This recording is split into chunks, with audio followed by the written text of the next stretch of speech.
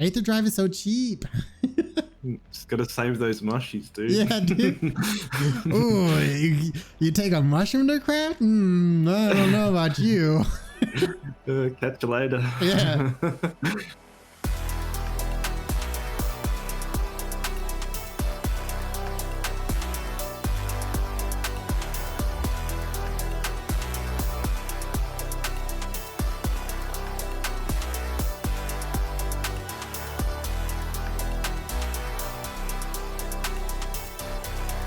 Drop timings this week, it does not really matter when you drop. He's sat right in the center. There's no global timings to worry about, so just drop whenever you're ready. Yeah, exactly. Like nothing affects it in this week. You just jump, pot, and then get ready for the boop. Yep. I also would like to mention here, had a lot of people ask how you don't get the little jump when you're going in. And the way that you fall just straight down without hitting the skybox when you're falling in is you just don't do any movements at all. You just have it completely neutral and you should just fall straight down. Yeah, don't W key him at all. It's just hands on potions ready to go. Builds for the week. So the build that we were doing was 6 Conduit, 6 Overpower, 6 Predator, 6 Rage, 3 Discipline, 3 Rage Hunter, 3 Sharpened, and 3 Wild Frenzy. Very sweaty build, has a lot of damage. With the 3 Sharpened, we're actually able to get those 3 part breaks. I really don't think you can upgrade this build at all. The only thing I would think that you could change on here would be you could take out the 3 Wild Frenzy, go 3 Berserker instead if you really want to. But I think that 3 Wild Frenzy really felt good. Yeah, the overpower states are very tight, so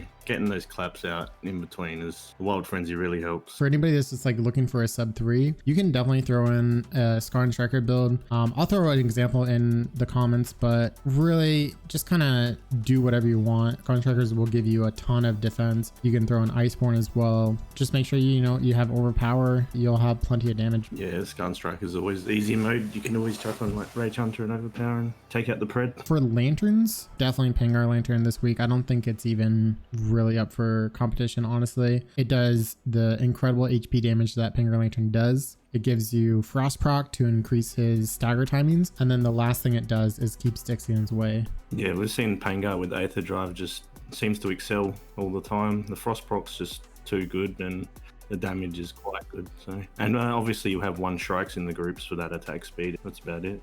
Yeah, definitely if you're in groups, Strike Lantern on 1 person is always very key. It allows you to take out that Wild Frenzy and put Berserker into. Potions, I think once again it's the 3 that we always take: Aether Drive, Blitz, Frenzy. Aether Drive once again works so well with Pangar Lantern. It really outshines anything else you can take. Blitz and Frenzy are auto picks. You always take them no matter what. Viable weapons for the week. I think there's a lot of viable weapons. So just going down the list, Aether Strikers, of course. Hammer is definitely viable. Sword, I think, is viable as well. He gives lots of opportunity to get some repeating elements off as well as counterattacks. Chainblades, I think, is definitely viable. It's really easy to boop with Chainblades. So if you're struggling with boops, try Chainblades. Pike, I would definitely think is viable. I can't think of any reason why it wouldn't be, honestly. Pike's definitely viable. It's with the legs, if you get the wound, it's pretty easy to get the break. So you keep him overpowered quite a lot. Axe. Ooh, Axe I would actually say is viable, but I think we're going to struggle. Axe is rough. Hitting those orbs back is not fun. Any kind of fast behemoth, especially one that likes to run away, is really hard on Axe to keep your damage up. So I think you're better off bringing something, but I think you can still get a sub 3. And then repeaters. Repeaters I would think is actually quite viable as well. I think repeaters would probably be one of the harder ones to do as well, though. But yeah.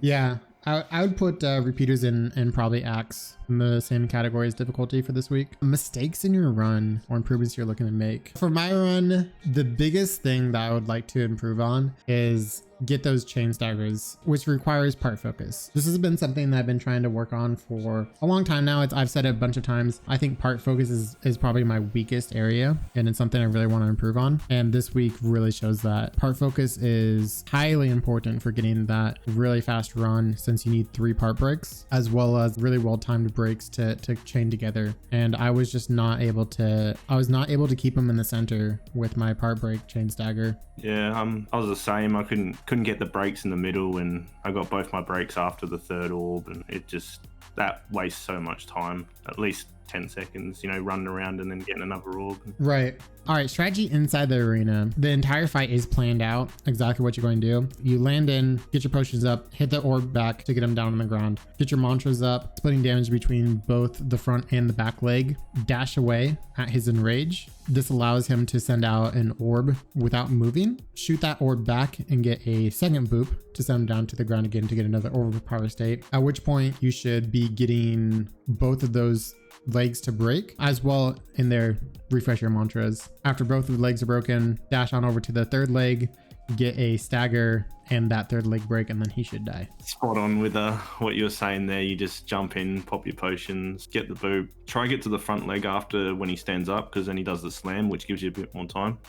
And yeah, you just got to even out the damage on the legs. I think it's better to break the back leg first, because he sort of 180s into you a little bit, and then you get the front leg and then get the stagger and finish it. But you got to have really good part focus, and some crit goes a long way too, I think. Yeah, exactly. What's most likely to happen if you are like both of us is you'll either get one break or both breaks, even not be able to get the third break, and he'll run away. And at that point you get that third orb, which you can then use to boop him and send him down to another overpower state. And then at that point you can finish the rest of the fight that you were supposed to in the center. If you are not going for a sweat strategy, what you're going to be looking to do is very similar. Make sure you land every boop. That includes sending orbs back.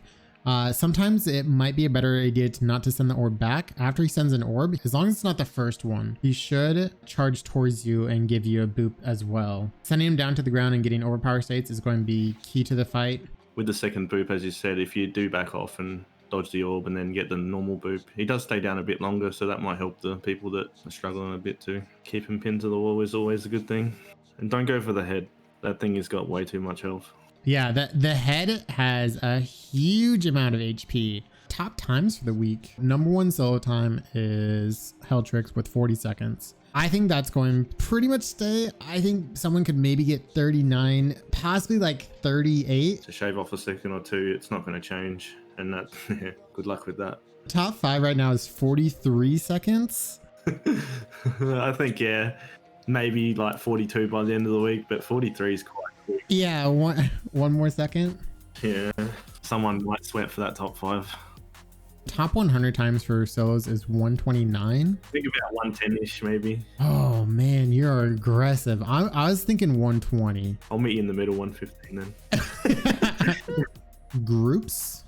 Top time right now is 29 seconds. I was thinking around 28 before I even seen the 29. I was thinking maybe like 27 seconds. It's hard though, because there's quite a lot of body blocking getting to the parts you want to get to, so that's what makes it hard in group. Top 5 right now is 34 seconds. I think that's probably going to get pushed down to 31, 32 maybe even. I was going to say about 30. Depends how many people sweat it, but I was going to say around the 30-second mark. Yeah. Top 100 right now is 110. I'm thinking like 50 seconds, maybe even less than 50 seconds. Yeah, it's one of those ones. It really depends how many groups runs. I mean, you probably won't get sub 1 with the carry build, but if people get in there and sweat, then yeah, it's definitely going to go sub 1. I'd say about 50 seconds, 55 seconds maybe. I don't know. I wouldn't say it would go too far lower. I think it's definitely going to be sub 50. I would not feel safe at anything above 50 seconds for this week. Yeah. If you have a 55, then get in there and sweat a bit more. Hey guys, don't forget to leave a comment in case we forgot anything. Also, leave a comment down below what you think next week's trial is going to be. I'm super excited to see what's going to be, and I'm wondering what you guys are thinking as well. If you like the content, think about subscribing. It really helps me out. I'm trying to reach 1,000 subscribers for Dauntless Partner, so I'd really appreciate it if you did.